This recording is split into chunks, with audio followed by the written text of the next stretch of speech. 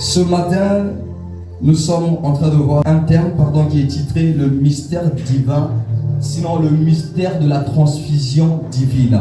Le mystère de la transfusion divine. Et n'oubliez pas que nous sommes dans notre mois de guérison. Dans ce mois d'août, on nous a demandé de nous lever et d'être guéris. Notre mois dit « Lève-toi et sois guéri ». Et nous sommes en train de continuer dans cette série des enseignements autour de la guérison ou de la santé parfaite par le sang de Jésus-Christ. Ce matin, à l'appel à l'adoration, le diacre a lu dans le livre de Jean 6, 48 à 58.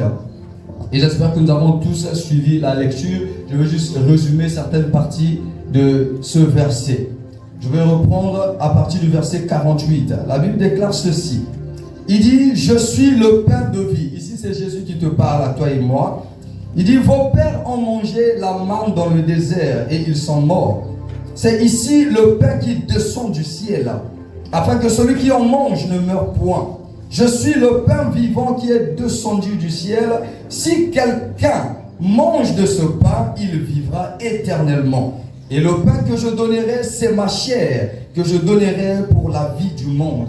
La Bible dit, le verset 52. Là-dessus, les Juifs disputaient entre eux, disant, comment peux-tu nous donner sa chair à manger? Jésus leur dit, en vérité, je vous le dis, si vous ne mangez la chair du Fils de l'homme, et si vous ne buvez son sang, vous n'avez point la vie en vous. Il dit, si vous ne mangez la chair du Fils de l'homme, et si vous ne buvez pas son sang, vous n'avez pas la vie en vous. Et donc ce matin, le Seigneur est en train d'attirer notre attention par rapport à l'importance du sang de Jésus dans la vie des chrétiens. Lévitique 17, le verset 11 nous dit ceci, que la vie d'une chair se trouve dans le sang. Notre Père a longtemps expliqué ici que toute chair, si vous voulez savoir ou connaître quelle est la qualité de sa vie ou la vitalité de son corps, nous allons juste tout simplement prendre le sang afin de tester pour voir la qualité de la vie de cette personne. Et ce matin aussi, Jésus-Christ est en train de nous dire à travers cette écriture que si nous ne mangeons de sa chair et si nous ne buvons de son sang, nous ne pouvons pas avoir la vie de Dieu. Tu ne peux pas seulement avoir la vie de Dieu en recevant Jésus-Christ comme Seigneur et Sauveur. Cela fait partie du processus d'avoir la vie de Jésus-Christ en soi. Mais il va falloir aussi que nous puissions aller un peu plus loin en prenant la peine de manger la chair de Christ par la communion et de boire son sang afin d'avoir la vie. Et si quelqu'un ne prend pas en lui ce plaisir de manger la chair et de boire le sang de Christ, il ne peut pas avoir la vie éternelle en lui.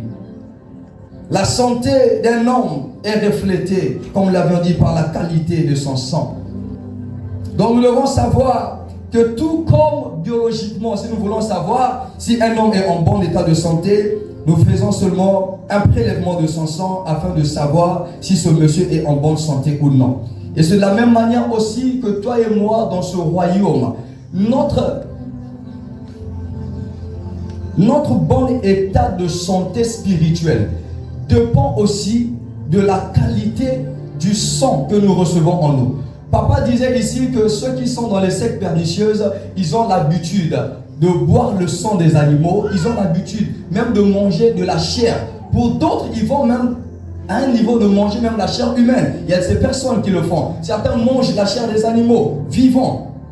Pourquoi? Parce qu'ils veulent recevoir la vie qui se trouve à l'intérieur de ces animaux. C'est pourquoi papa disait, lorsque vous voyez, pour certaines personnes qui font l'exorcisme ou qui font la délivrance, quand de telles personnes sont en train d'être délivrées ou imposées les mains, vous allez voir qu'ils vont commencer à manifester selon les différentes formes de la vie qu'ils ont reçues en eux. Si certains ont reçu la vie d'un chien ou d'un chat ou d'un serpent, ils vont commencer à manifester ou à exhiber la vie de cet animal qui était en eux. Et c'est la même manière que dans le spirituel, Dieu voudrait que nous puissions manger sa chair et boire son sang pour que nous soyons en mesure de manifester la vie de Christ dehors. Donc le sang de Jésus-Christ et la chair n'est pas seulement quelque chose que nous faisons par coutume. Ce n'est pas seulement quelque chose que nous faisons par religion. Ceci est un mystère qui nous emmène à avoir la victoire dans ce royaume. Dans ce monde méchant, il va falloir que nous puissions aussi avoir quelque chose qui nous permet d'avoir une vie élevée. Papa a l'habitude de dire que lorsque vous prenez le sang de Jésus, vous n'êtes pas seulement en train de boire un jus ordinaire, vous êtes en train de recevoir la vie même de Christ en lui. Vous êtes en train de recevoir l'essence même de la vie de Jésus-Christ en vous. Donc lorsque vous avez la vie de Christ en vous, plus personne ne peut vous troubler.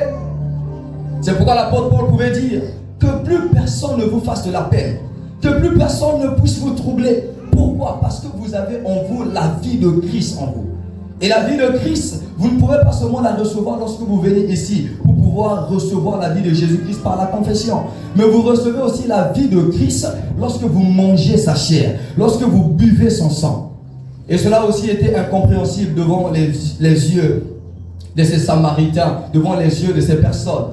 La Bible déclare qu'ils commençaient à se disputer. Lorsqu'ils ont écouté Jésus dire qu'il faudrait que vous puissiez manger ma chair et boire mon sang. Ils n'étaient pas en train de comprendre que c'était dans une dimension beaucoup plus avancée que Jésus-Christ était en train de parler. Ils ont cru que c'était une chair physique, naturelle, qu'ils devraient manger. Mais ils ne savaient pas que derrière cette communion, ce pain qui était cassé, qu'ils étaient en train de manger, c'était en soi la vie de Christ qu'ils étaient en train de manger en eux. Et lorsque vous avez la vie de quelque chose en vous, vous allez commencer à exhiber cette vie aussi au dehors. Et c'est ce que ce matin, nous sommes venus pour pouvoir recevoir. La transfusion divine de la vie de Christ en nous. Vous savez, naturellement, lorsqu'un homme va à l'hôpital et qu'il réalise qu'il est malade ou encore son sang est malade, parce que la plupart des fois, lorsque nous partons à l'hôpital et qu'ils disent que vous êtes malade, c'est un prélèvement sanguin qu'ils font seulement. Et c'est ton sang qui est emmené dans le laboratoire qu'ils vont examiner pour voir si en réalité tu es en bonne santé. Un homme peut être grand de taille, un homme peut être gros ou une grosse femme, mais lorsqu'on prend son sang, on emmène au laboratoire, on peut réaliser que cette personne qui est grand ou grosse est en réalité malade. Par contre, une autre personne qui peut être aussi mince, mais lorsqu'on prend son sang, on réalise que son sang est sain, il est en bonne santé. Donc vous pouvez voir ici, ce n'est pas ta corpulence, ce n'est pas ton physique qui détermine ton état de santé, mais c'est la qualité du sang que tu portes en toi. C'est pourquoi Lévitique pouvait nous dire que la vie de la chair se trouve dans le sang. Donc c'est pourquoi que nous devons avoir cette compréhension, que lorsque nous nous approchons devant la sainte table de la communion, nous ne sommes pas en train de nous approcher comme des religieux qui viennent seulement pour dire qu'ils vont venir prendre du jus et du pain. Non, nous venons avec une compréhension beaucoup plus avancée pour savoir que nous sommes en train de recevoir la vie de Dieu en nous, et cette vie, nous devons la vivre et la manifester partout où nous irons, dans nos sociétés, dans notre vie de tous les jours, ainsi que dans nos familles. Donc nous devons savoir, comme Jean 6, 56 à 57 dit, il dit que celui qui mange ma chair et qui boit mon sang et qui demeure en moi, il dit, moi aussi je vais demeurer en lui, et le Père aussi qui m'a envoyé les envoie aussi sur la terre. La communion n'est pas un pain et un vin ordinaire comme je venais de le dire, mais c'est un mystère. Lorsque nous recevons cela, nous sommes en train de recevoir une révélation. Nous sommes en train de recevoir la vie divine.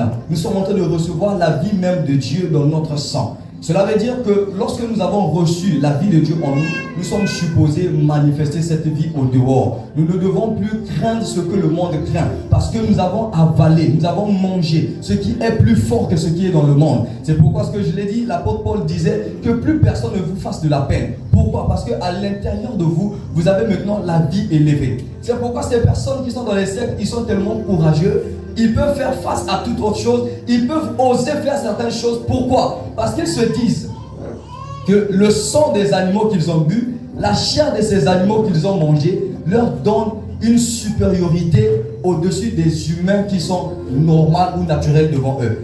Pourquoi? Parce qu'ils se disent qu'ils ont pris quelque chose qui est supérieur, quelque chose qui est plus élevé que toi et moi ordinairement nous n'avons pas. Et ce même courage, cette même assurance que ces personnes ont dans le monde, parce qu'ils ont mangé une chair quelconque, parce qu'ils ont bu un sang, c'est ce même courage, c'est cette même audacité que toi et moi, étant chrétiens, nous sommes supposés avoir lorsque nous venons ici pour prendre la communion. Nous avons écouté des témoignages des personnes qui étaient atteintes de certaines maladies.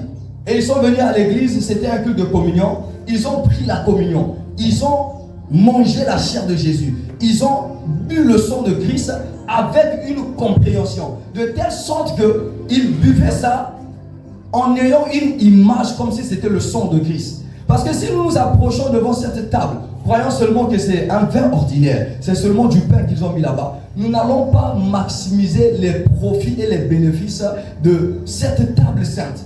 Parce qu'en réalité, c'est une transfusion qui se fait spirituellement.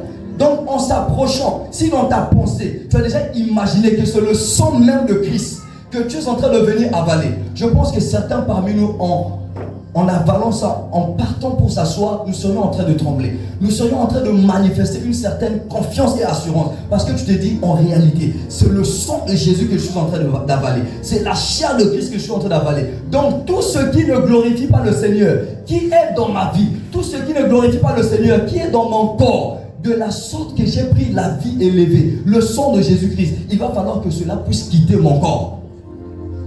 Mais nous nous approchons sans aucune compréhension. Nous nous approchons comme par habitude, croyant que c'est la même chose, c'est la même table, ne sachant pas que le Seigneur en réalité a préparé ça pour notre délivrance et pour notre guérison. Je vois quelqu'un changer sa mentalité face à la table de la communion ce matin au nom de Jésus-Christ. Lorsque vous prenez part à la communion, la Bible déclare que la vie de Jésus-Christ coule naturellement en vous. Et il ne permet pas que ce qui ne peut pas se trouver en Christ ne doit pas aussi être trouvé en vous. Pourquoi? Parce que vous avez la vie de Christ en vous. 2 Corinthiens 5, le verset 17. Il dit, si un homme est en Christ, il est une nouvelle créature. Les choses anciennes sont passées. Et voici toute chose est devenue nouvelle. 1 Jean 5, le verset 11. Il dit, de la sorte que vous feriez ceci, vous avez la vie éternelle du Fils en vous. Et si vous croyez que le même esprit qui l'a ressuscité des morts est en vous, il va donc rajeunir et redonner la vie à votre corps qui est mortel. Voyez-vous le mystère qui se fait ici?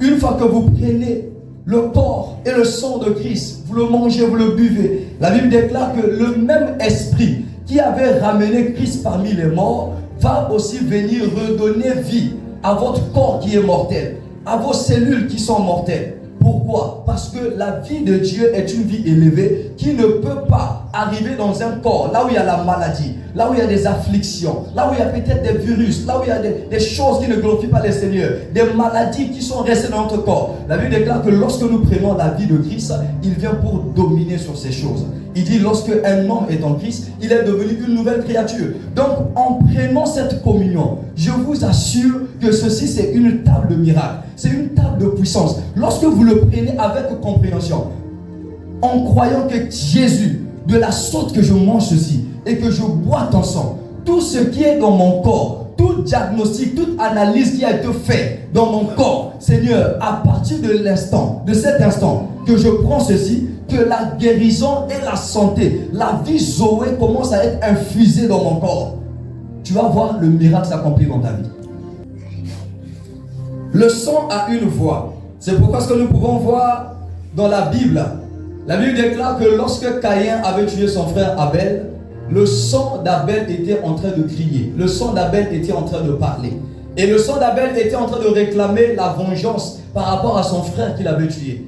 Mais ici, le sang de Jésus-Christ vient pour dominer toute voix contraire qui peut-être serait en train de réclamer ta vie, en train de réclamer ton foyer, en train de réclamer ta santé. Lorsque tu prends le sang de Jésus-Christ, le sang de Jésus vient pour rendre silencieux toute voix qui déclare ce qui est contraire dans ta vie. Donc nous devons avoir cette compréhension que lorsque je prends le sang de Jésus, vous savez, certains parmi nous sommes sortis dans des familles là où il y a du mysticisme, nous sommes sortis dans des familles là où il y a du fétiche, nous sommes sortis dans des maisons là où les pratiques étaient là-bas étaient malsaines. Hier, papa, lorsqu'il était en train de prier pour le couple, il a fait une prière en disant, il y a certaines alliances qui n'ont pas été faites par nous-mêmes, mais il y a certaines alliances qui ont été faites par nos parents même avant que nous soyons nés. D'autres alliances ont été faites pendant que nous étions nés, mais nous étions encore enfants. On ne connaissait rien, mais ils ont fait ces alliances-là pour nous, et cela est en train de marcher ou de fonctionner contre nous. Pourquoi? Parce qu'ils ont pris peut-être une partie de ton sang pour faire cette alliance.